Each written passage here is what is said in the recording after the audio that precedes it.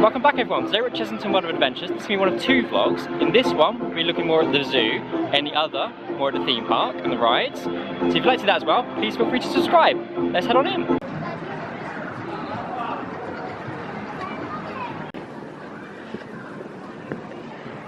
See, for marmosets, this enclosure is incredible, it's huge. We've got two little marmosets there and they've got all of this space.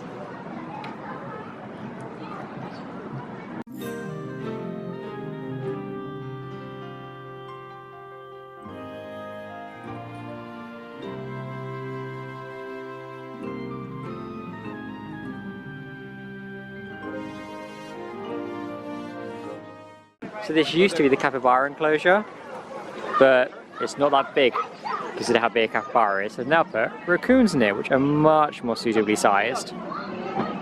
There's meant to be skunks in here as well, which we can't see, but we have a sleepy raccoon. Smallest penguin all the way up to the biggest emperor.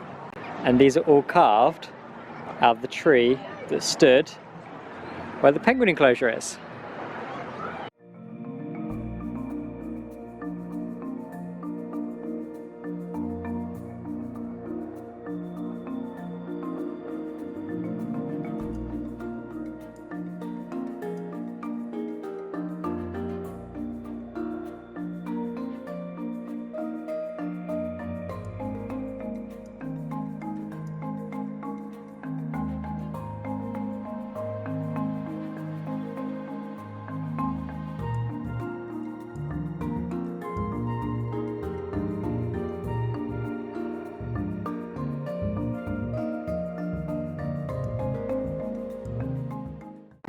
This is Chessington's animal show area, and we've just missed a ferret one, but we can still see in the pipe there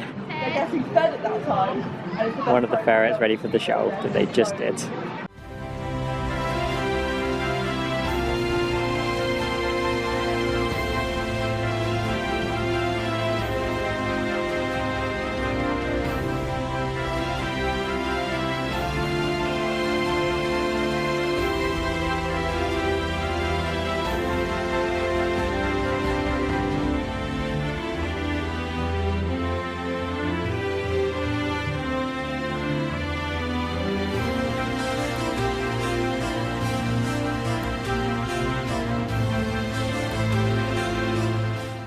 This is the revamped gorilla enclosure here. I can't remember how long it's been here a little while now, but the old one was a lot smaller. And that's all this bit, and also the bit on the other side as well. We jumped just the right time to see the gorillas as they went into that interior area back there. And now they're all hiding away. This enclosure has housed a lot of animals over the years, and I think last time it was bush dogs, and now there's a sign saying servals. I have never seen anything in here. I just put a sign up and claim there's an animal in here when there isn't. But for whatever reason, they seem to like spending time in their indoor area and just don't come out. And I'd love to know why this is the enclosure where that happens. It looks like the caracal are inside at the moment as well. Losing the best species, caracal serval. I love these cats. The caracal enclosure goes all the way back there, which is great, so we've got loads of space to hide. It's probably the reason we're not seeing them, but I'm glad they're not forced to be at the front with people banging on the glass and looking at them. They've actually got a nice safe space that's outside. Mine's cute. I want one. Come on. Yeah, nice. They're the largest species of fox. Red foxes are easily domesticated, and I don't know why this one's here, because being a British species, it's an unusual one to have in a zoo. But I wonder if it's been taken in, someone's accidentally domesticated it, and that's why it's ended up here. I don't know if there's any signage to confirm that or not. There's no information about this specific red fox. So I'm very intrigued now as to whether this is just a zoo animal or if there is a bigger background to the individual. Have you ever been to Rome? There's too much glass, I can't smell the popcorn.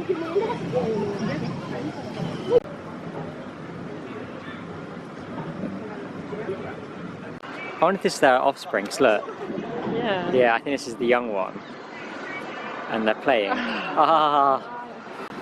I'm very certain it's a youngster and mother or father. I'm gonna guess mother. That was really sweet.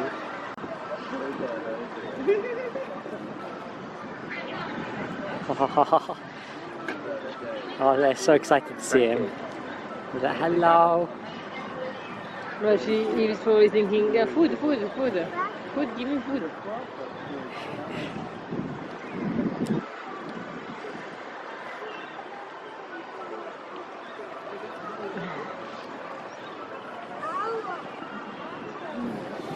勢力嘅啫，唔係真係咬佢哋玩。實際你咬落去真係冇乜唔痛嘅，冇咁大力嘅。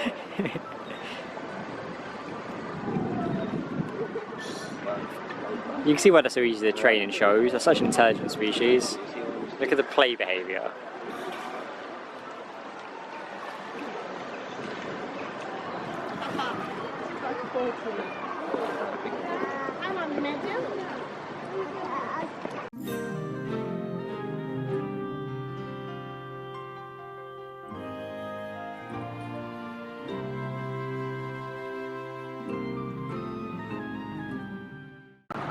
I say this at a lot of zoos, and I always think the aviaries need to be bigger.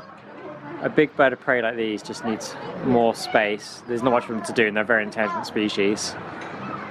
I just find the aviaries a bit sad in zoos.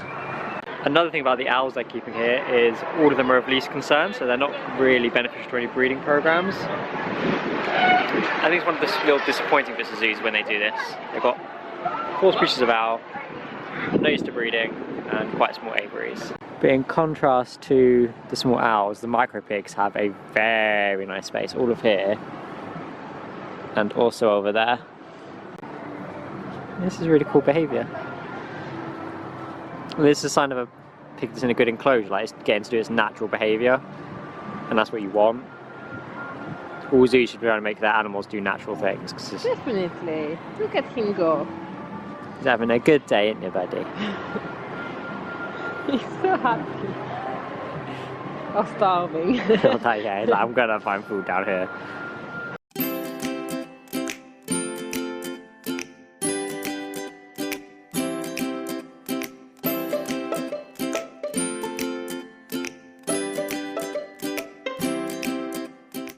So this is your domestic rabbit on the right, and then the Belgian hare on the left, which is actually just a species of rabbit. That's why it doesn't run like a hare, it hops like a rabbit.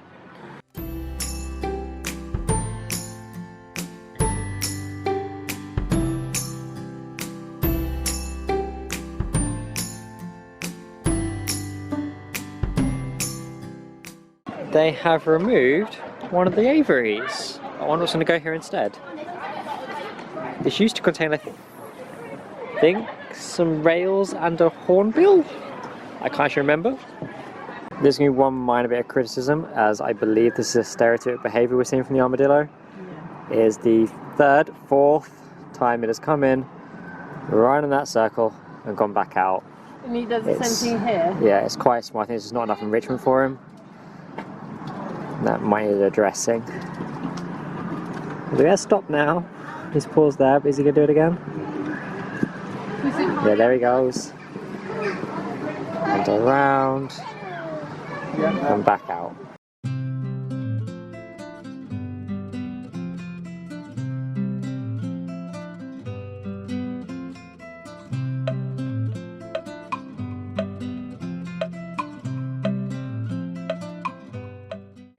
This is a really nice meerkat enclosure. You've got lots to dig in, because they dug a hole there. You've still got those little bits where people can go inside and be in there and look around them. And that's brilliant for meerkats. I still think, being of least concern, the fact that so many UK zoos have meerkats is so pointless, but I get that they do draw people in, people love them and it makes the zoo money, but the population of these in captivity is huge for an animal that is in no need to be in a breeding programme. So this used to be the lemur enclosure here. It now contains Kirk's dik-dik, and I think it's probably better. Like, the outside area wasn't that big for ring-tailed lemurs. And, you know, small species of antelope, so I think it's reasonable. Got a nice inside area, quite a bit of space outside.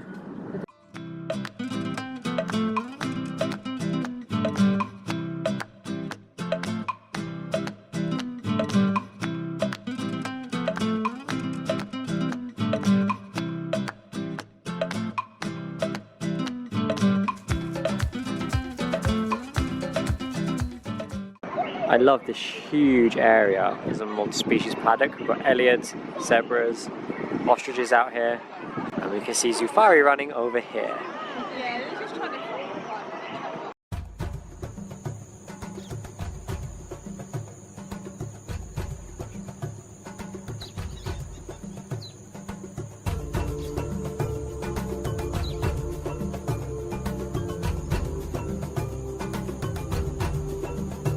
In the wild, the giraffe population has dropped by 40% It's in the past 30 VIP years talk. due to poaching and habitat loss. Their long necks enable them to reach the tops of the trees for their favourite snack, leaves. They also sleep for no more than 5 minutes at a time.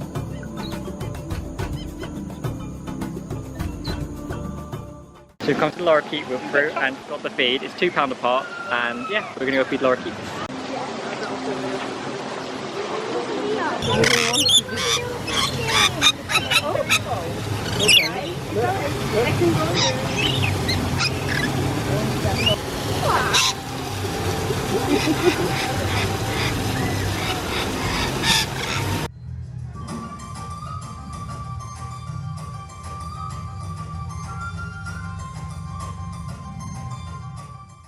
So the tiger enclosure here is the first in Europe to have the overhead trails.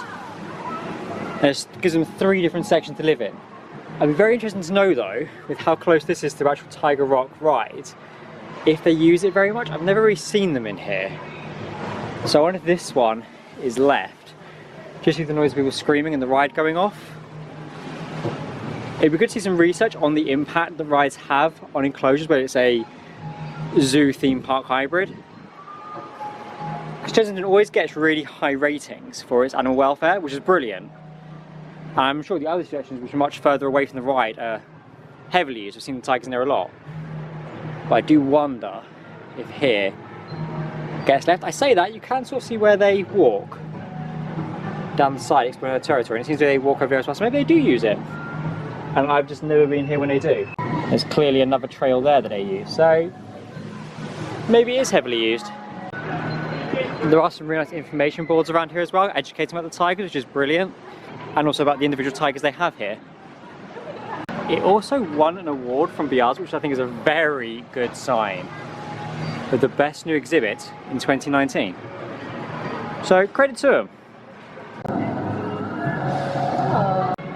I've never been on it because I think I'm probably a bit old to go in now, but I really like this little ride system because you've got the little kids flume just over here, a little mini safari thing there, but it's actual animals that can go around in it. So there's capybara out here somewhere. It's nice for the kids, I think, because it's a really calm ride for them.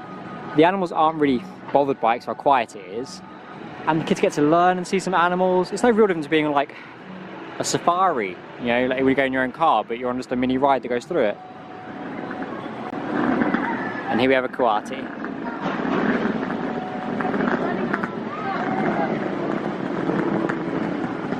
Well, that brings us to the end of Chessington Zoo.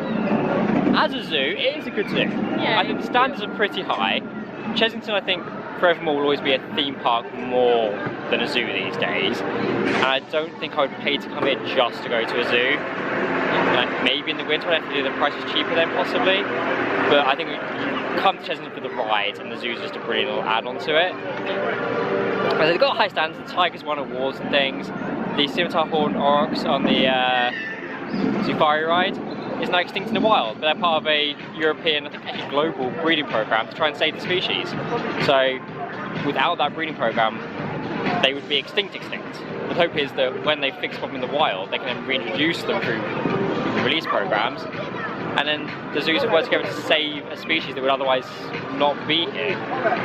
So that's brilliant. And again, I always say in this that zoos and anyone that keeps animals has to justify it, and breeding programs like that justify. So things like meerkats and that aren't really helpful other than bringing in money. So I'm not sure Chessington even really needs. I think the theme park brings in the money, but when they're looking after extinct wild animals and breeding them with other zoos to keep the program going, keeping that species going and the genetic diversity going, then that's doing it. And again, same for the tigers. You know, they're part of a breeding program. They've got brilliant enclosure.